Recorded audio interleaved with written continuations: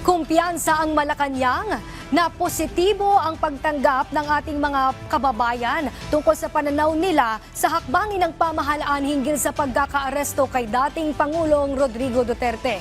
Nagpayag naman ng suporta ang iba't ibang sektor sa ipinakitang commitment ng Pilipinas sa Interpol. Si Alvin Baltazar ng Radyo Pilipinas sa Balitang Pambansa.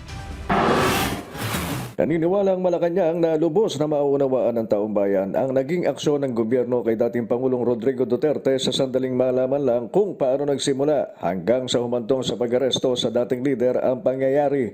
Ayon kay Palace Press Officer at PCO Undersecretary Claire Castro, hindi lang dapat ang nakakaawang kalagayan ng dating Pangulo ang makitang naratibo na anyay bahagi na ng dulo ng kwento.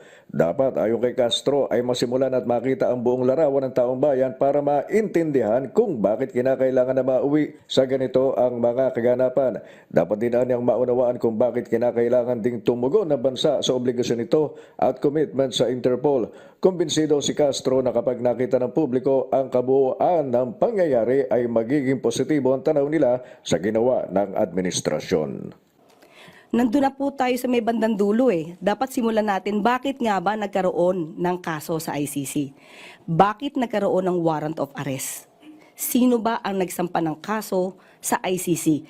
Kailan ba tumiwalag ang bansa sa ICC? Hindi pa po ba nung nagkapagsampa na ng kaso, itong mga biktima, di umanong biktima ng Pangulo?